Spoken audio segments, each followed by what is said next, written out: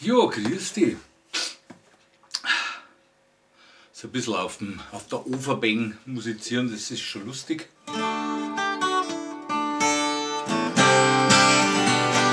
Vor allem nach diesen Tagen jetzt. Jetzt haben wir morgen einen Tag, einen 13er Maya-Tag. Also heute war ja praktisch ein 12er Tag. Die Vollendung, der 13. Tag ist immer so ein bisschen ausruhen. Gleichzeitig war ein 9er Tag, 6.1.2016, 6.3., warum sage ich immer 6.1., 6.3., also ein Neiner, 36 Nein und 2016 ist auch Nein, also 18.9. Warum ich heute schon das zweite Mal 6.1. sage, wird einen Grund haben.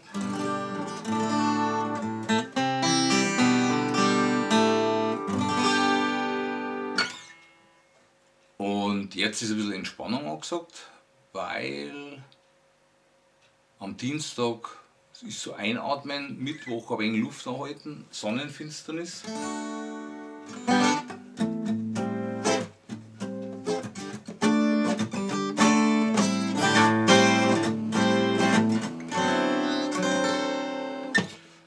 Sonnenfinsternis heißt, wir werden einmal ganz kurz daran erinnert, wie es ist, wenn das Licht weg ist, nur ein paar Minuten. Ist auch nicht in unseren Breiten, macht aber nichts, weil es ja immer ein kosmisches Ereignis ist. Und kosmische Ereignisse blasen immer dann ganz mächtig ins Gebälk, wenn die Menschen auch die kosmische Anbindung schon haben. Und ganz viele Menschen haben die letzten, weiß ich nicht, wie viele Jahre oder Monate eine kosmische Anbindung gekriegt und haben es gar nicht gemerkt.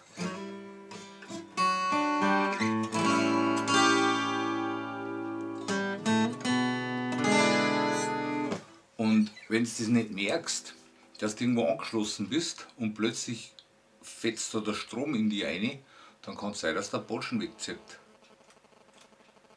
Darum ist es sehr, sehr wichtig, glaube ich wenigstens, oder empfinde ich, habe ich momentan am Schirm, enorm wichtig, dass wir uns ganz in unsere Mitte begeben, so wenig wie möglich ablenken lassen. Die Ablenkungen da draußen sind enorm. Auch Facebook oder die Videos, auch meine, sind eine Ablenkung, wobei ich dich in der Ablenkung, die du mit mir hast, versuche auf deine Mitte zurückzubringen. Das ist eine ganz wichtige Geschichte, weil sonst fallen die Wälder und die Bäume. Also es ist so, dass wir haben die letzte Zeit die Wächter,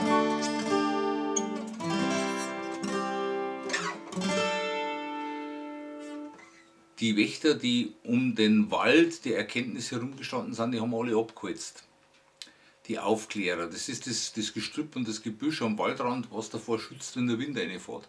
Also wir haben ganz, ganz große Schneisen bereits in diesem Wald, und wenn da jetzt wirklich was reinbläst, dann fallen wieder ein Haufen Bäume um.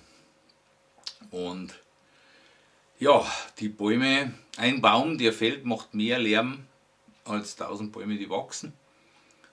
Aber diese fallenden Bäume, die werden wir jetzt dann demnächst im Fernsehen sehen, weil es einfach gar nicht mehr anders geht, als dass sie uns diese Geschichten nicht nur offenbaren, sondern endlich zeigen in einer Art und Weise, wie sie vielleicht mehrer sind, als sie uns jetzt zeigen, weil jetzt sagen sie nur das, was sie uns sagen dürfen.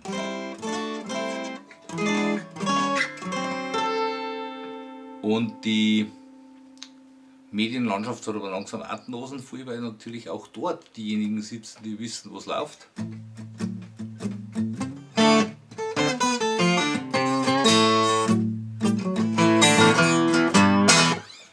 Und wenn die wissen, was läuft, dann wollen sie uns das auch sagen.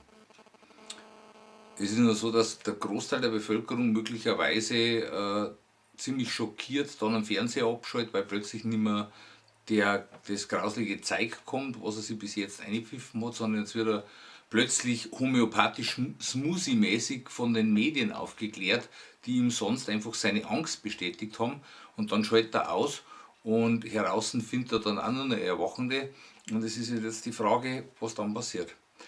Für uns Gespürten, für uns Wahrnehmende und für uns angstfrei oder weitgehend angstfrei ist es natürlich Balsam auf die Seele. Wir werden in die Barken, in die Boote, in die Zillen, in in die Fahrzeuge hineingesetzt und dürfen jetzt einfach da mitschaukeln. Manchmal gibt es ein paar Stromschnellen, das darf auch sein. Aber im Großen und Ganzen sind wir sehr, sehr getragen und der Fluss des Lebens, der nimmt uns jetzt mit.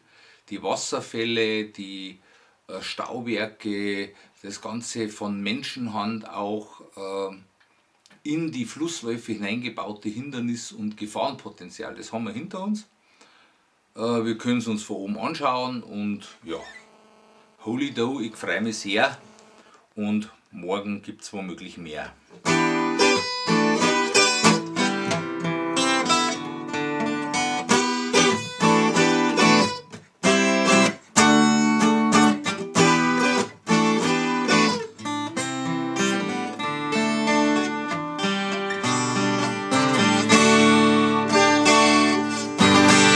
Okay, also bye bye bye.